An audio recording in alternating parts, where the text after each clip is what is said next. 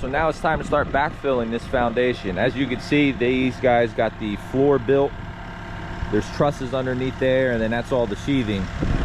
We just had one load of 3/4 stone delivered. We're gonna be building up. We're gonna be backfilling with the 3/4 stone, probably 3/4 of the way up. And that'll help with drainage around the foundation all the way around. I got some footage of these guys building this. I'll include that. I guess, you know what, I'll cut to that now. You guys can see that process, and then after I show you that, we'll get back to backfilling this. These guys are framing up the wall, and then they're gonna drop this LVL beam. It's gonna go straight across here, basically from right here over to that jut out.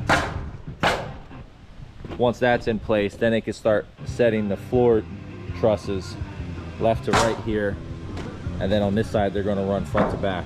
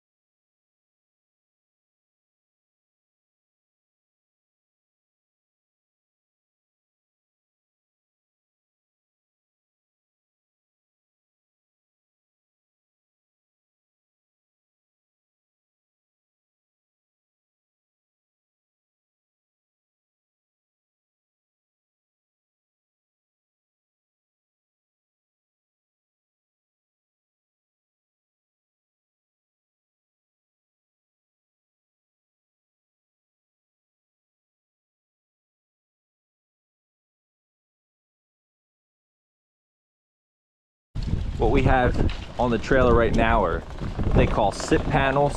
Just like the basement, it's a prefab panel. There's insulation in there. See if I can open it. You can see there's foam insulation in there. It makes for a really tight insulated house.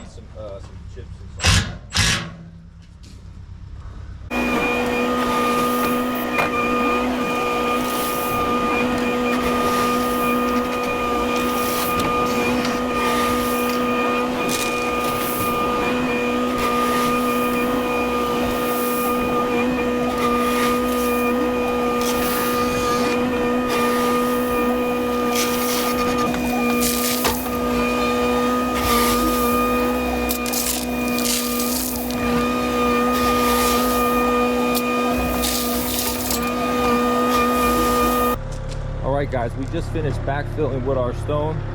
We basically brought it up so it's within a foot to 18 inches of the grade. And the reason we did this is so no water sits around the foundation here. Obviously, the most important part is when we do the finished grading is to get the grade to pitch away from the house. But any water that does soak through the ground, it won't hang out next to the wall. This way it'll get into the stone and go straight down to the foundation drain and end up in the sub pump pit. And the reason you don't want to bring the stone all the way to the top is because we don't want to invite water, right? We don't want to leave this open and just let all of Mother Nature's rain come right down and fill up. That sub pump would be running non-stop. So we're going to backfill this. We're going to put fabric down, backfill it with dirt, you know, and it'll get compacted. We're not going to run a compactor on it, but guys will be walking on it and, you know, everything. So the ground will be compacted enough so water doesn't saturate easily next to the foundation. Hopefully all that makes sense.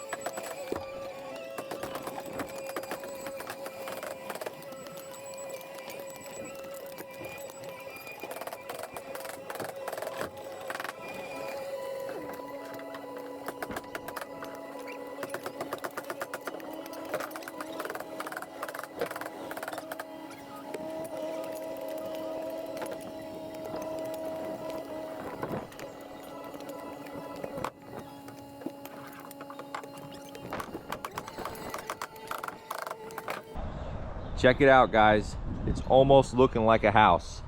It has only been 4 days since we were last here. And when we were last here, they were just setting the trusses for the second floor. I'll give you guys a walkthrough and show you the process or the progress they have made. They ripped down basically all the interior walls that didn't need to be here. Over here on this side is obviously going to be a door to enter. This is the addition that this is the new basement area that we built.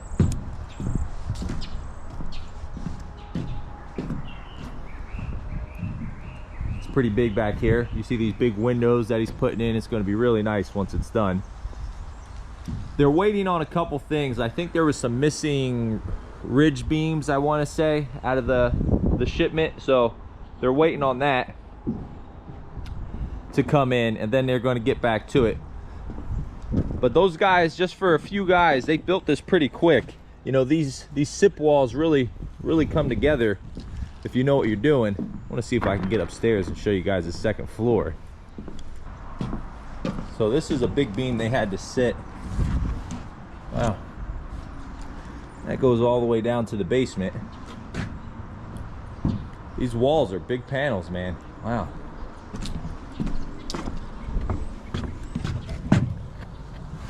Oh, and the seams get glued together.